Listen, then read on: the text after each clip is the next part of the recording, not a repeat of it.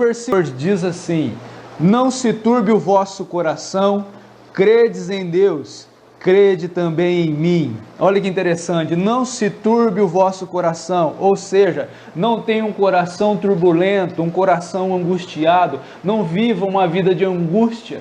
Substitua essa angústia, esse sofrimento, esse desespero, essa tristeza pela fé em Jesus Cristo. Ele está falando assim: não se turbe o vosso coração.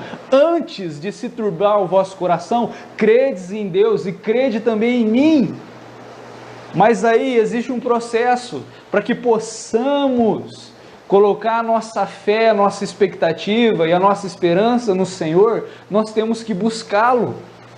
A fé vem por ouvir, e o ouvir a palavra de Deus. Você pode dizer que você crê em Deus, mas se você não lê a palavra de Deus, se você não tem um momento íntimo com o Senhor, sabe, você está se enganando. No momento de aflição, você vai viver turbulento, você vai viver com o coração frustrado, angustiado.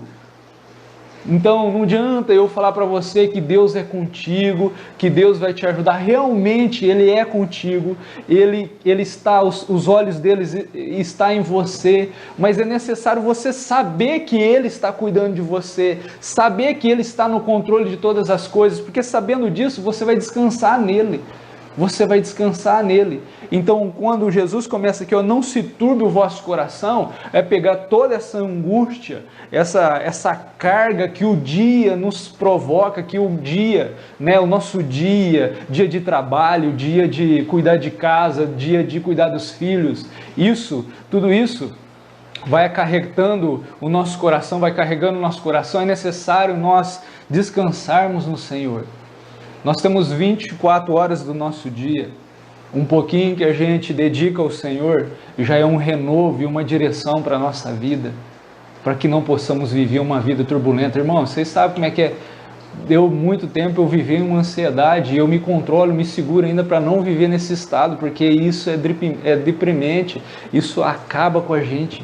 Coração turbulento, aquela ansiedade, sabe, aquela vida querendo ter o controle das coisas, e na verdade a gente não tem o controle de nada. E como Jesus diz, se você for em João 15, ele diz assim: eu sou a videira verdadeira e vocês são os galhos. Então é o tronco que alimenta os galhos. E o resultado de um cristianismo verdadeiro são os frutos. Então nós temos que estar ligados em Jesus para que possamos produzir frutos. E esses frutos têm um propósito. Esses frutos eles existem para alimentar as pessoas, Em João 1,12 diz que todos que receberam Cristo receberam o poder de se tornar filhos de Deus. Você é filho de Deus. Às vezes nós temos que parar de olhar para a gente e investir no conhecimento do amor de Deus por nós. Começa a falar no seu dia: Deus me ama, o Senhor me ama, o Senhor me ama. Você tropeça, Você cai. Às vezes a gente acha que Deus está furioso com a gente por causa de algumas atitudes que nós tomamos. Não, Deus está trabalhando na sua vida. A Bíblia diz assim, que aquele que começou a boa obra em nós, Ele é poderoso e Ele tem eficiência e eficácia para que possa terminá-la. Nós somos como... Se você pegar um diamante, que é achado na natureza, você vai perceber que o diamante não tem aquele certo nível de valor, porque ele precisa de ser trabalhado. Então, quando nós nos convertemos a Cristo, quando nós fomos adotados como filhos de Deus, Deus está trabalhando em nós, para que possamos ter o devido valor. Então, o nosso modo de viver não é surpresa para o Senhor. Ele não olha nossas atitudes e fica admirado, surpreso. Não, Ele já nos conhece. Ele só quer que nós tenhamos a disponibilidade de deixar Ele trabalhar na nossa vida, para que possamos viver a vontade dEle, a vontade do Senhor. Ultimamente eu tenho orado ao Senhor, e quanto mais eu conheço o Senhor, mais vejo que nada sou e mais percebo que eu preciso dEle. Eu não consigo fazer as coisas sem o Senhor. Isso me surpreende, de tanto que eu não consigo fazer nada sem Deus, nada sem o Senhor. Então, a pessoa que vai lapidar o diamante, aquele diamante bruto achado na natureza, existe um processo, tem que ser passado por um processo de lapidação. E esse processo exige tempo, dedicação, disponibilidade da pessoa que vai lapidar, disponibilidade do diamante para ser lapidado. E o mais interessante de tudo é que no processo, a pessoa que está lapidando, ele nunca tira os olhos do diamante. Nunca. O Senhor nunca tira os olhos de você, e você é um diamante. Então, ter um coração descansado, um coração com paz e confiança, é um investimento em conhecimento do Senhor. Quando a palavra diz assim, conhecereis a verdade, e a verdade vos libertará, o que liberta não é só a verdade. Você pode ter a verdade, esse livro aqui que fala sobre a verdade, fechado na cômoda da sua cama. Isso não vai te trazer liberdade. É necessário você conhecer a verdade, conhecer a palavra de Deus, para que essa palavra ela possa entrar na sua vida e te produzir frutos e te libertar de uma maneira inútil de viver e entregar o coração ao Senhor. Relacionamento com Deus é que nem um relacionamento entre um homem e uma mulher, né? A gente tem eu sempre falo isso na igreja, a gente tem a nossa vida de solteiro, as nossas manias, a gente vai para onde a gente quer, mas a partir do momento que a partir do momento que eu encontrei a minha esposa, e eu comecei a paquerar minha esposa, e nós fomos nos interessando um pelo outro, isso foi despertando, sabe? A gente foi se apaixonando, eu fui conhecendo cada vez mais ela, vi que era uma moça séria, digna de confiança, então eu parei automaticamente com a minha vida de solteiro, com as minhas manias de solteiro, e eu comecei a investir nesse relacionamento pelo amor. Aí, muitas das vezes, eu sempre olhei ao Senhor, Senhor, eu quero me aprofundar num relacionamento contigo. Então é necessário eu conhecer mais o Senhor, eu investir mais tempo no Senhor. Eu hoje vivo para minha esposa e minha esposa vive para mim. Por quê? Porque nós temos uma aliança, mas essa aliança, ela foi gerada através do conhecimento, e o conhecimento levou ao relacionamento. Levou ao relacionamento. Nesse mundo turbulento que nós estamos vivendo, tantas notícias ruins, hoje, agora tem essa peste desse coronavírus aí, e tem dengue, nós temos tantas doenças, gente, só que nós estamos de pé, você está aí, eu estou aqui, e nós temos o Deus Todo-Poderoso, que é muito maior do que qualquer problema. O problema da nossa vida é onde nós estamos colocando o nosso foco. Um problema pequeno, ele se torna grande dependendo do seu foco. Se você focar ele, investir nele, ele vai crescendo, ele vai crescendo. Então para de olhar para o seu problema e começa a investir no relacionamento com Deus, o relacionamento do Deus vivo que vai te livrar. A gente tem história de Davi, a Bíblia está repleta de exemplos sobre a confiança em Deus e o livramento de Deus. Eu estava lendo Jesus, antes dele ir para a cruz, ele disse aos seus discípulos que todos naquela noite abandonariam ele, mas ele falou assim, eu não estarei só, o Pai está comigo. Olha que interessante, eu fiquei pensando, Jesus disse que o Pai estava com ele, e ele estava sendo esbofeteado, cuspiram na cara dele, estava sendo injustiçado, e o Pai estava ali, e existia um processo que estava se cumprindo. Às vezes nós passamos por aflições no mundo, só que nós temos que saber que Deus está conosco, Deus está com você. E o importante de tudo isso é você saber disso, que Deus está com você, para você não desanimar, para você ter a confiança nele, para você fechar a sua boca e deixar Deus agir. Foi o que Jesus fez. Enquanto ele estava sendo injuriado, injustiçado, ele não se defendeu. Ele estava ali porque ele sabia que Deus estava no controle, ele tinha um propósito. E o propósito, Deus também tem um propósito na sua vida. Então não importa o que você passar, igual o salmista diz, ainda que eu passasse pelo vale da sombra da morte, mal nenhum temerei, porque o Senhor está comigo. Olha que interessante, ele fala assim, se eu passar pelo vale, eu não vou temer, porque o Senhor está comigo. Isso é confiança, e nós temos que ter essa confiança no Senhor. E confiança vem através do conhecimento, e conhecimento vem através de tempo dedicado ao Senhor. Então nós temos que dedicar tempo ao Senhor. Por muito tempo, eu sempre falei que eu não tinha tempo, mas isso aí era uma desculpa, Nós temos tempo para investir no Senhor. Não se turbe o vosso coração, credes em Deus, crede também em mim. Eu quero ler lá em 1 Pedro, capítulo 5, 1 Pedro capítulo 5, versículo, acho que é 6. 1 Pedro,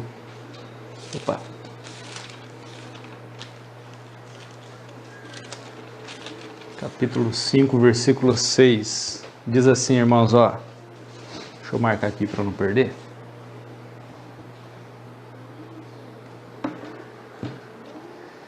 No versículo 5 fala assim: semelhantemente vós, jovens, sede sujeitos aos anciões, e sede todos sujeitos uns aos outros, e revestivos de humildade, porque Deus resiste aos soberbos, mas dá graças aos humildes.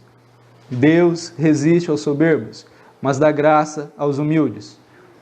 Para aí que eu quero meditar num negócio aqui. A palavra de Deus diz assim, lá em Hebreus: se hoje ouvirdes a minha voz, não endureçais o vosso coração. Se hoje, olha que interessante, Deus trata no agora, hoje, não amanhã, não ontem, hoje, ouvirdes a minha voz, não endureçais o vosso coração. Por quê? Porque um coração duro é um coração soberbo. O homem, quando ele anda na soberba, ele acha que ele dá conta de tudo, que ele está no controle de tudo, que ele é o cara, mas isso aí é tudo ilusão. Nós não temos controle de nada. Está aí esse vírus aí para mostrar quem é o homem. Quem é o homem para ter controle de alguma coisa? Então, nós abrimos o coração para a palavra de Deus que ela é viva, ela é eficaz, ela vai penetrar no mais íntimo da nossa vida, da nossa alma, e vai revelar, e ela vai produzir vida, sabe? Ela tem uma função, ela tem uma função de produzir vida em nós. Jesus falou assim: eu sou o caminho, a verdade e a vida. Jesus é a vida. Todos que estão fora de Jesus não têm vida. E a Bíblia diz que nós somos o templo do Espírito Santo e que o Espírito Santo de Deus habita em nós. Se o Espírito Santo de Deus é a própria vida, então todos que não têm o conhecimento de Jesus não têm vida. Não têm vida. Quando Deus falou assim para Adão: Adão, você pode comer de todos os frutos, mas se você comer daquele fruto, aquele fruto lá que eu estou te mostrando, você vai morrer certamente. E foi o que aconteceu. Adão comeu do fruto proibido e ele morreu. Ou seja, ele não morreu fisicamente, mas ele perdeu o relacionamento com a vida. Se Deus é a vida, naquele momento, por causa do pecado, Adão foi separado de Deus, não podia ter mais comunhão com Deus. Aquela comunhão diária que Deus ia e visitava Adão, aquele relacionamento foi perdido, né, por causa do pecado. Então a vida está no Senhor. E se nós endurecermos o nosso coração, isso é palavrinha, nós vamos viver uma vida de sofrimento, uma vida sem expectativa. E sofrimento sem esperança, irmãos, é a pior coisa que tem. Porque ainda que nós, os cristãos, passamos por aflição aqui na terra, nós temos esperança.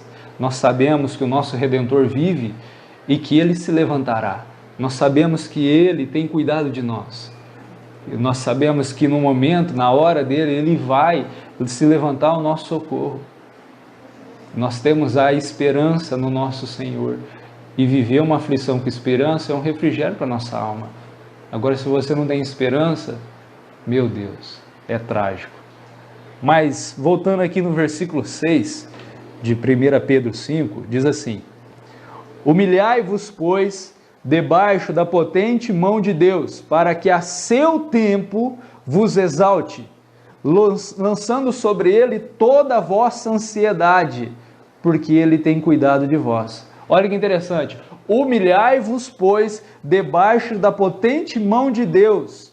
Ou seja, nós nos colocamos na condição de dizermos a Deus: Senhor, sem ti nada posso fazer. E buscar a Deus nessa visão: eu preciso de ti, Senhor, eu preciso da tua direção, tu és o Espírito Santo que me dirige, Eu preciso dos teus cuidados, Senhor. Então essa é um ato de humildade, reconhecermos que sem Deus não somos nada.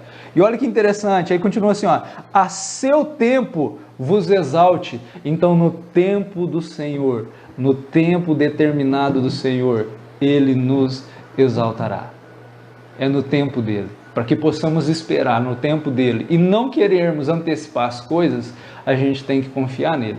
E confiança é através do conhecimento. Amém? É através do conhecimento. Aí continuando, fala assim, ó, lançando sobre ele toda a vossa ansiedade, porque ele tem cuidado de vós. O mundo que a gente vive hoje quase não tem pessoas ansiosas, né? Então, eu vou falar, vai que tem um ou outro ansioso. Se você conhece alguém que é ansioso, aí você manda essa palavra para ele. Eu sei que você não é, mas a palavra diz aqui, lançando sobre ele toda a nossa ansiedade.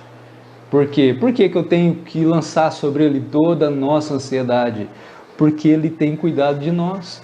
É ele quem cuida de nós. A palavra de Deus diz assim, que os seus olhos estão atentos. Jesus disse assim, não sabeis vós que até todos os cabelos das vossas cabeças estão contados? Ou seja, o Senhor conhece nós muito bem. A Bíblia diz que Ele escreveu sobre os nossos dias, desde antes dele falar assim, haja luz, Ele já escreveu sobre nós, Ele já escreveu sobre você. Existe uma história pronta para você e talvez você não esteja vivendo essa história. É necessário você se achegar a Deus, chegai-vos a Deus e Ele se achegará a vós. Amém?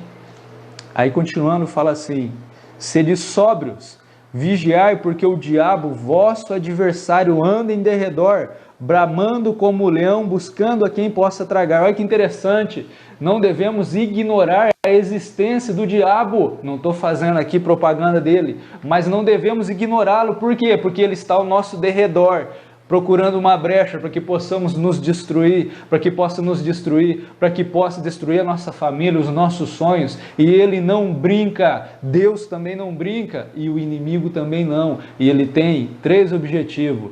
Jesus falou, matar, roubar e destruir. Aí Jesus disse assim, mas eu vim para que tenham vida e vida com abundância. Então existe 2 situações, ou eu estou longe do Senhor, num território perigoso, onde o inimigo está tentando me matar, roubar e me destruir, ou eu estou com Jesus e vou viver uma vida e vida com abundância. O que é vida com abundância? É que nem uma fonte de água sempre jorrando, é igual cachoeiro, não para, isso é vida com abundância. Então, ou eu estou correndo risco com o diabo, ou eu estou vivendo uma vida com Cristo, a vida verdadeira. Não existe um meio termo, é que nem aquela história, existia um homem que estava em cima do muro, e esse homem ele estava indeciso, e os anjos de Deus estavam de um lado chamando ele, vem para o nosso lado, venha aqui para o nosso lado, venha ficar conosco. E do outro lado estava o diabo, e o diabo estava de braço cruzado assim, olhando a situação. Sabe, ele estava olhando a situação assim, a pessoa que estava reparando olhou para os anjos clamando para que ele viesse, e o diabo calado. Aí ele foi lá e perguntou para o diabo, falou, ô filho, por que os anjos de Deus estão clamando e você está calado? Ele falou, porque o muro é meu. Então enquanto o camarada estiver em cima, enquanto ele ficar lá em cima do muro indeciso, o muro é do inimigo. Não existe meio termo. A Bíblia diz que não podemos servir a 2 senhores. Ou a gente serve um, ou a gente serve o outro. Eu queria te dar uma palavra de consolo, mas se você não conhecer a verdade, a gente pode colocar a mão na sua cabeça, sabe, passar óleo ungido na sua casa, sobre você. Se você não conhecer a verdade, não vai ser liberto. E o conhecimento da verdade é através da palavra de Deus. A palavra viva, a palavra eficaz. Jesus falou assim, vós já está limpos pela palavra que eu tenho vos dito. Continuando, diz assim, ao qual resisti, versículo 9, firmes na fé, sabendo que as mesmas aflições se cumprem entre os vossos irmãos no mundo, ao qual resisti firmes na fé. Jesus falou assim: aquele que ouve as minhas palavras e as pratica, eu comparo ao homem que edificou a sua casa sobre a rocha. Ele buscou e fincou os alicerces da sua casa sobre a rocha, e desceram rios, e correram e sopraram os ventos, e a correnteza bateu contra essa casa, mas ela permaneceu firme, porque ela estava fundamentada na rocha. É uma vida firme no Senhor. E aquele que ouve as minhas palavras e não pratica, ou seja, endurece o seu coração e vive da sua maneira, é comparado àquele homem que fez a sua casa sobre a areia, não tinha fundamentos, e da mesma maneira correram rios, sopraram o vento, e a casa, caiu. E o que eu presto atenção nisso é que na casa edificada e na casa sem edificação, da mesma maneira, o vento está soprando. As duas famílias estão passando por aflição, mas aquele que está edificado não cai. Aquele que põe a sua fé no Senhor não cai. Aquele que está distraído e não tem confiança, não tem buscado ao Senhor, infelizmente, haverá uma queda para ele. Amém? Então, essa palavra que eu tenho falado aqui para vocês: humilhai-vos, pois, debaixo da potente mão de Deus, para que a seu tempo vos exalte. Vamos lá em João agora. Eu quero ler aqui em João.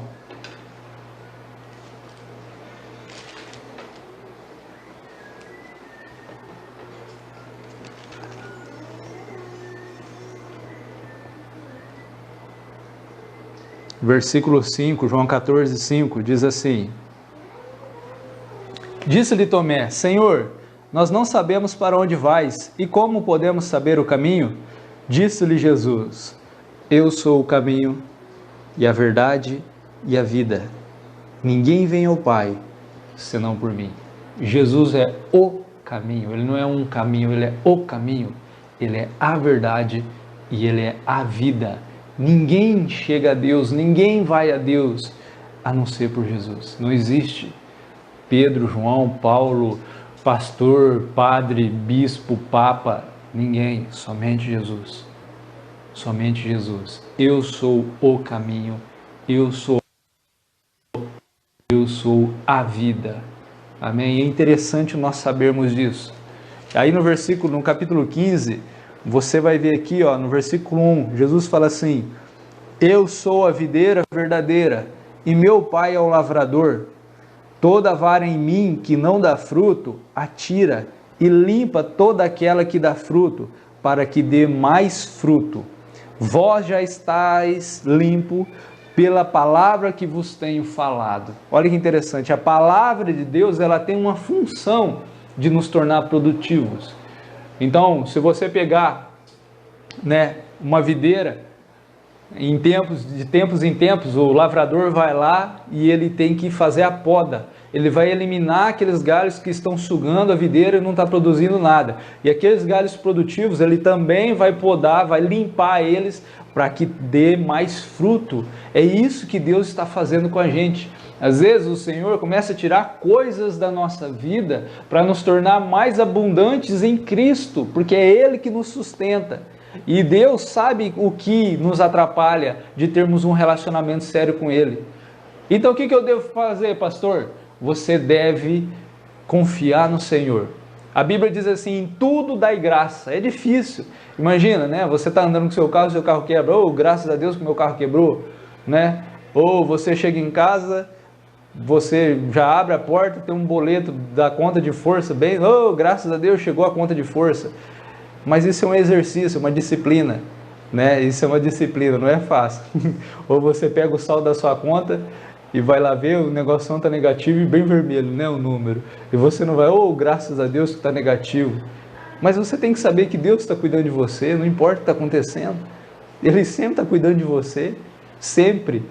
Ele sempre está no controle das coisas, nunca Deus perde o controle de nada. E não há nada que venha surpreender a Deus. Porque Jesus disse lá na cruz: está consumado, tudo já está preparado.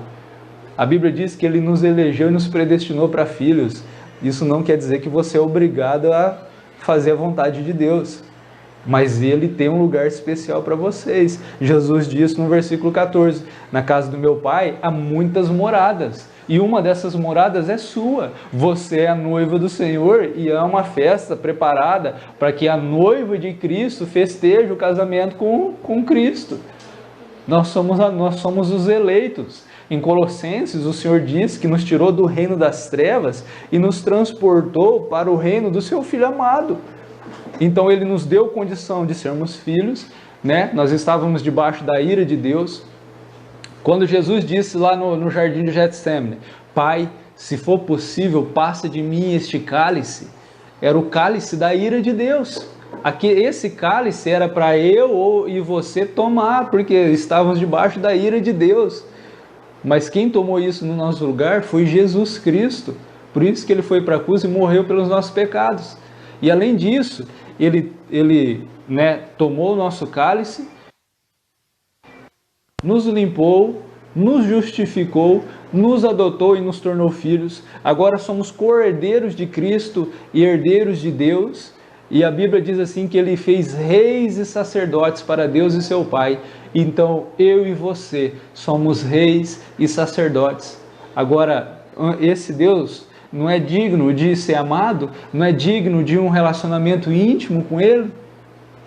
Na verdade, quando a palavra de Deus diz que Cristo é o nosso Redentor, redenção, se você for estudar, ela tem um sentido. Muito tempo eu falava sempre de redenção, mas eu não entendi o que era redenção. A redenção é a compra de uma pessoa, né, para libertá-lo de uma situação de escravidão. Nós éramos escravos do pecado, estávamos, destinados a morrermos e irmos para o inferno. Pensa nisso, nós estávamos destinados a um lugar de tormento, pranto e ranger de dente. Mas o Senhor se compadeceu de nós, morreu por causa dos nossos pecados. E hoje Ele ainda está cuidando de nós. Deus nunca desiste de você. Não importe o que você esteja ouvindo, Deus te ama. Às vezes você tem que falar, opa, pare de pensar isso porque Deus me ama. Eu tenho que parar de pensar isso porque Deus me ama. Começa a investir nesse conhecimento do amor de Deus. Começa a repetir isso na sua vida. Eu sou amado por Deus. Eu sou amado por Deus. Deus me ama. Deus me ama. Amém? Então é essa palavra que eu tenho para você. Eu espero que você tenha desfrutado dessa palavra. Eu gostaria de orar. Gostaria que você orasse também. Eu não sei quem está assistindo, mas o Senhor sabe. E eu peço que o Senhor venha tocar no seu coração. Eu peço que Ele abra os seus olhos, o seu coração. E eu gostaria que você fechasse seus olhos, abaixe sua cabeça aí. Vamos orar ao Senhor. Amado Senhor, nós te agradecemos por esse amor que o Senhor tem nos amado, Pai, a ponto de entregar o seu Filho amado por amor a nós, Pai. Quem somos nós, Senhor, para que o Senhor se compadeça de nós, Pai? Aonde nós estaríamos, Senhor, se não fosse a sua bondade, Pai, e a tua misericórdia, Senhor? Obrigado, Senhor, por nos colocar de pé. Obrigado, Senhor, por nos livrar, Senhor, de todo o nosso inimigo, dessas pestes e doenças, Senhor. Nós te agradecemos, Pai. Obrigado, Senhor, por sempre estar conosco, Senhor, trabalhando em nossa vida, nos guiando e nos dirigindo, ainda que sejamos teimosos, Senhor Deus, e ainda que sejamos rebeldes. Pedimos ao Senhor que nos perdoe, Senhor, e que se compadeça de nós, Papai. Obrigado, Senhor, por nos tornar, Senhor, teus filhos amados. E obrigado, Senhor, por cuidar de nós. Nós te agradecemos, Pai Santo. Eu peço a Ti que o Senhor venha abençoar essa pessoa, Pai, esse irmão, Senhor. Que o Senhor entre, Senhor Deus, na casa, na família, Senhor. Entre nos negócios, Senhor Deus. Que o Senhor venha dirigi-lo. Que o Senhor entre nesse coração aflito, Papai. Nessa condição de desespero, Pai. Pai, eu peço a Ti que o Senhor derrame o Seu Espírito, Papai, e que a Tua paz, Senhor Deus, desça sobre este lar, Pai. No nome do Senhor Jesus eu te peço, Santo Deus. Amém. Aleluia. Graças a Deus. Amém. Eu agradeço a sua atenção e eu peço que Deus te abençoe, abençoe a sua família, abençoe a sua semana. Amém. Eu oro ao Senhor para que te livre dessa peste, desse vírus aí, coronavírus, da dengue, de qualquer outra enfermidade, em nome do Senhor Jesus. Em nome do Senhor Jesus, se tiver alguém assistindo, está enfermo, em nome do Senhor Jesus, que você possa receber a cura do Senhor neste momento, ser curado pelo Senhor. Se tem alguém aflito assistindo essa mensagem, que o Senhor possa fazer descer do céu a paz do Senhor sobre o seu coração nesse momento, em nome do Senhor Jesus. Amém. Amém. Deus abençoe a todos e boa noite para vocês.